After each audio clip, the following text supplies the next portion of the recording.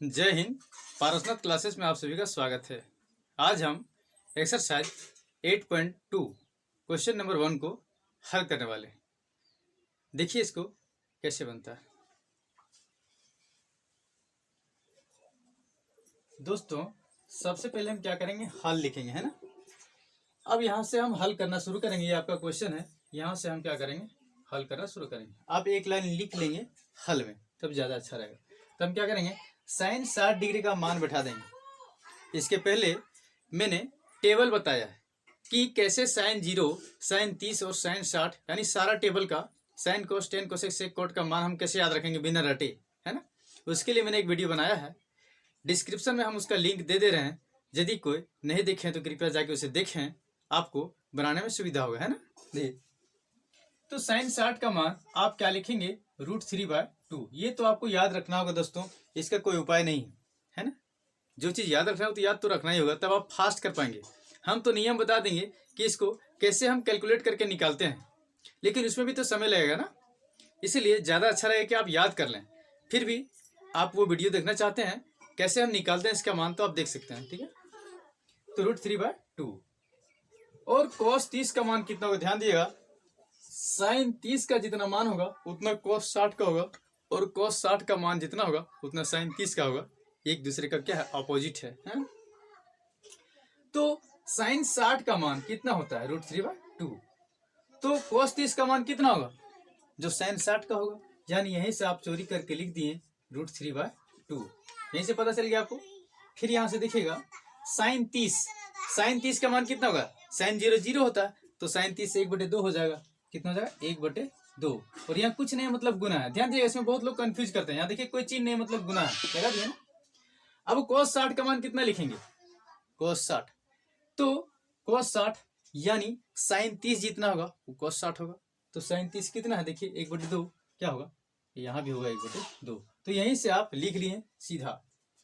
आप पढ़े होंगे दोस्तों, √a into √a is equal to क्या होता है, ए होता है। यानी रूट गुना करते हैं ना तो रूट हट जाता है।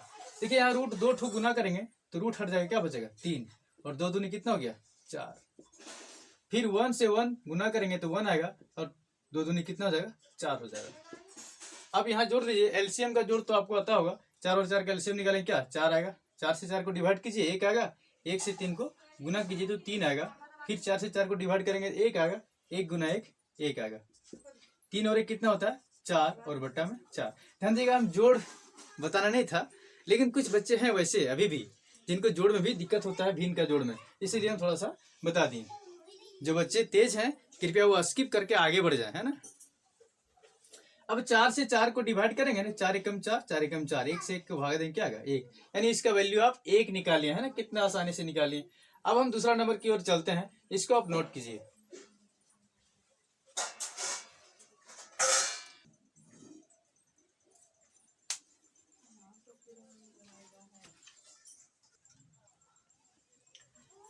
देखिए दोस्तों, अब दूसरा नंबर कैसे बनेगा, केवल मान को रख देना है और आप हल करेंगे ऐसे। तो ध्यान दीजिएगा, 2 के बाद कोई चिन्ह नहीं, मतलब क्या है, गुना का चिन्ह है दोस्तों।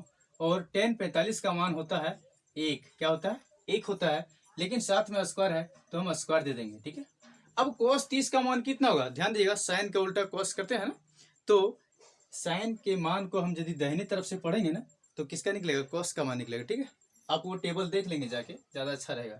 तो cos 30 का मान यानी साइन 60 का मान, तो साइन 60 का कितना होता है, √3/2 होता है, लेकिन स्क्वायर है दोस्तों इसलिए हम स्क्वायर देंगे, माइनस है तो माइनस दे देंगे।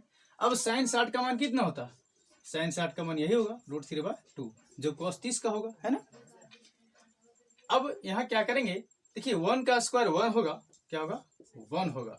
और यहाँ देखिए ये है, ये पूरा मैच कर रहा है, ये क्या है, यहाँ भी स्क्वायर यहाँ भी स्क्वायर है, ये पूरा कट गया, ये प्लस में ये माइनस में है, स्क्वायर है स्क्वायर, ये सारा चीज कट गया। अब क्या 2 × 1 क्या आ गया, 2 आपका आंसर आ गया दोस्तों, ठीक है। आप इसे नोट करेंगे।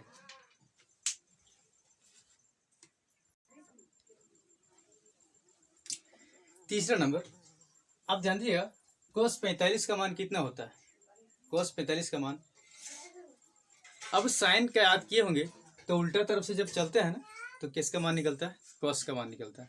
यानी आप देखिए कि cos 45 का मान होता है sin 0 0, sin 30 1/2 और sin 45 कितना होगा दोस्तों 1/√2 होगा, है ना।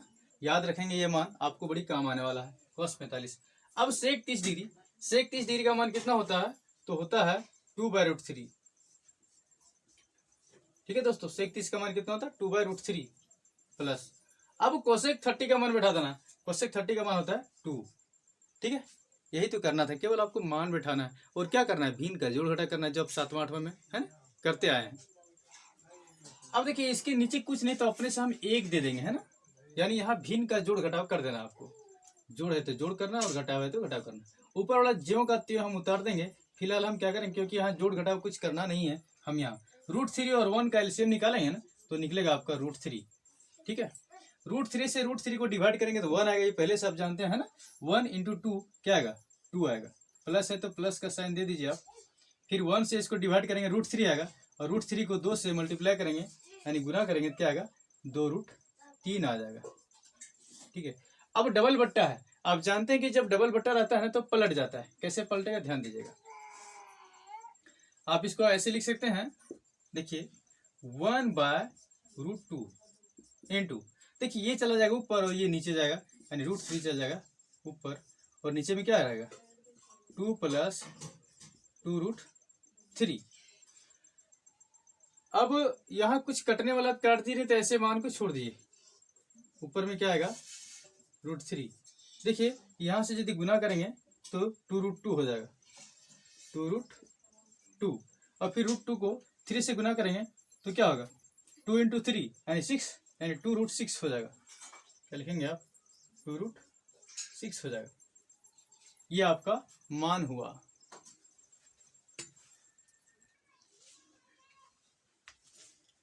देखिए मित्रों, अब 3 नंबर बनाने वाले हैं। इसमें क्या करना है, सबका मान जैसे पहले रखते आए हैं उसी तरह रखते आना है, और आपको सिंपली प्लस और माइनस का काम करना है और कुछ नहीं करना, ठीक ना। देखिए अब आप क्या करेंगे, cos 45 डिग्री का मान बैठाना है, तो sin 45 का जितना होता है ना उतना cos का भी मान होता है, क्योंकि उल्टा से जब चलेंगे तो उतना ही मान आएगा। तो cos 45 का मान कितना होगा दोस्तों 1/√2, तो इसके जगह हम क्या लिख देंगे 1/√2।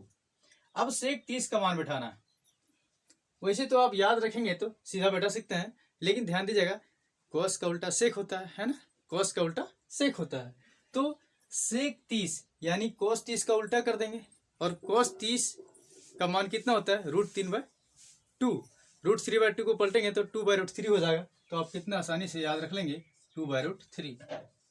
इसी तरह से cosec 30 है ना, cosec 30 तो साइन का उल्टा क्या होता है cosec होता है, तो साइन के मान को उल्टा कर देंगे तो क्या cosec निकल जाएगा। तो ध्यान दीजिएगा sin 30 का मान देखिए कितना होता है, sin 0 0 होता है, sin 30 1/2 होता है। 1/2 को जब पलट देंगे तो 2/1 आएगा, 2/1 का मतलब क्या होता है 2 ही होता है ना। तो देखिए आप कितने आसानी से निकाल लिए, किसी के नीचे कुछ नहीं रहता ना दोस्तों, तो हम 1 लिखते हैं, क्या लिखते हैं 1। अब क्या करना है, इसको भिन्न का जोड़ कर देना है। आप बचपन से ही पढ़ते हैं 1/√2 यहाँ होगा, क्योंकि यहाँ जोड़ घटाव कुछ नहीं था, ऐसे उतार देंगे। यहाँ देखिएगा जोड़ है बीच में, तो कैसे है बट्टा में यानी भिन्न के रूप में, तो √3 और 1 का क्या करेंगे एलसीएम निकालेंगे तो कितना हो जाएगा √3 हो जाएगा, है ना। कितना होगा √3 होगा। देखिए √3 से √3 को डिवाइड करेंगे 1 आएगा, 1 × 2 कितना लिखेंगे 2 लिखेंगे, फिर 1 से डिवाइड कीजिए यानी भाग दीजिए, कितना आएगा √3 को 2 से मल्टीप्लाई करेंगे क्या होगा 2√3, है ना। अब आगे चलिए, चूंकि इधर हटेगा नहीं इसलिए हम फिर रिवर्स हो जा रहे हैं ना। चलिए, लेकिन आप लोग एक ही लाइन में लिखेंगे ज्यादा अच्छा रहेगा। अब देखिए अब क्या करेंगे, आप पहले से पढ़ चुके हैं, क्या पढ़े दोस्तों कि जब डबल बट्टा रहता है ना, डबल भिन्न आ जाता है तो हम पलट देते हैं। कैसे पलटते हैं, इसको जैसे का तैसे उतार देंगे, यानी 1/√2 को हम उतार देंगे, लेकिन ये वाला चला जाएगा ऊपर √3 और ये चला जाएगा नीचे, यानी 2 + 2√3, है ना। अब फिर देखिए बराबर लिखेंगे, क्योंकि इसमें तो अटेगा नहीं है ना, तो 1 और √3 को गुना करेंगे क्या आएगा √3 आएगा। ठीक है दोस्तों, अब ध्यान दीजिएगा ये √2 ये पूरा में गुना है, ये पूरा में गुना है। देखिए यहाँ गुना का चिन्ह मतलब ये पूरा में गुना है। अब √2 को 2 से गुना करेंगे क्या होगा 2√2 हो जाएगा। फिर प्लस है तो प्लस दे देंगे आप। फिर √2 को √3 से गुना कीजिए और बाहर में 2 है तो बाहर में 2 पहले लिख लीजिए और रूट रूट गुना कर दीजिए तो 2 गुना 3 कितना हो जाएगा, रूट में 6, क्योंकि दोनों के पास क्या है, रूट है। यहां तक आप समझ चुके हैं, है ना। देखिए आपका आंसर तो आ चुका है, लेकिन कभी कभी इस तरह से आंसर नहीं मिलता है। आप बना लिए हैं, आपको उतना ही नंबर मिलेगा, आप ज्यादा करेंगे तो बड़ी उतना ही नंबर मिलेगा। अब बहुत लोग कंफ्यूज करेंगे कि सर किताब में आंसर नहीं मिल रहा है। यदि आंसर मिलाना है ना तो हम 2 स्टेप और आगे बढ़ते हैं, लेकिन वैसे आपका बन चुका है, ठीक है। इसको सुंदर दिखने के लिए क्या करेंगे, हर का परिमेयकरण कर देंगे, रूट को हटाने के लिए, है ना, नीचे से। तो हम क्या करेंगे, अभी फिलहाल इसको मिटाते हैं और इस कैलकुलेशन को हम यहां से करते हैं, ठीक है, क्योंकि नीचे दिखेगा नहीं आपको।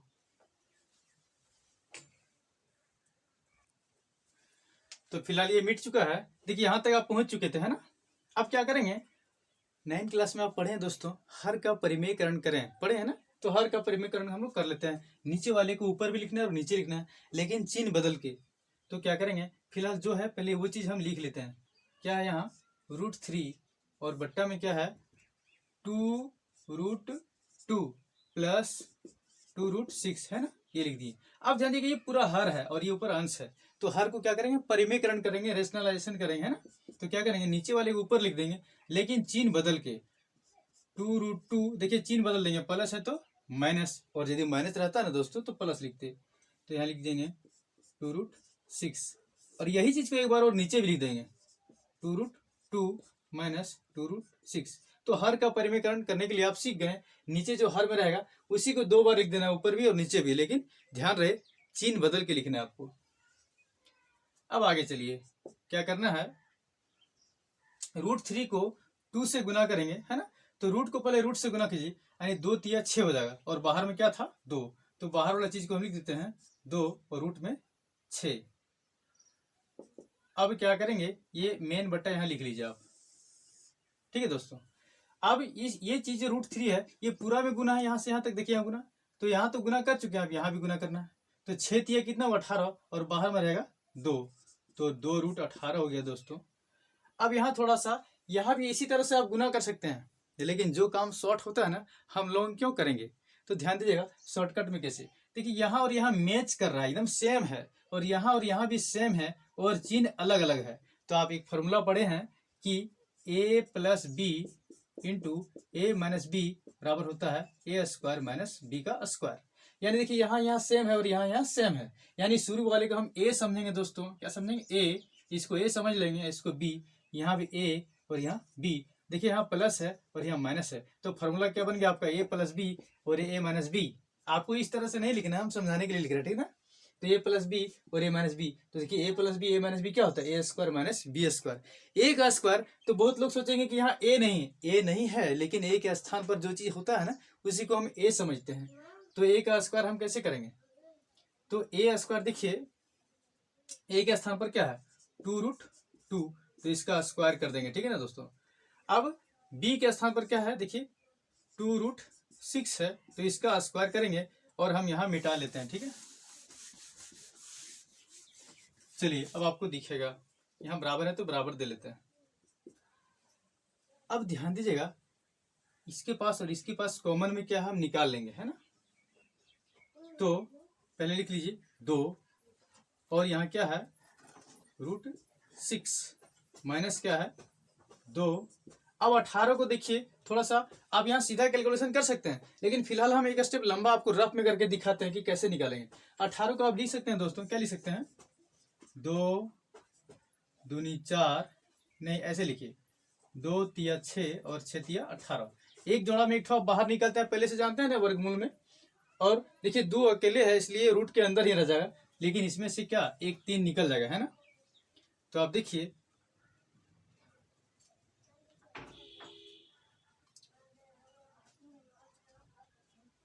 तो यहाँ आप क्या कर देंगे, यहाँ से क्या निकला, 3 निकल गया, और रूट में क्या बच गया आपका, 2 बच गया। अब यहाँ देखिए, अब यहाँ देखिए स्क्वायर है, 2 का स्क्वायर करेंगे क्या, 4 आ जाएगा। √2 गुना करेंगे ना, तो रूट हट जाता है, यहाँ बचेगा 2। यहाँ भी 2 दूनी कितना हो जाएगा, 4, और √6 गुना करेंगे क्या आ जाएगा, 6 आ जाएगा। यहाँ तक आप समझ चुके हैं। अब आगे चलते हैं,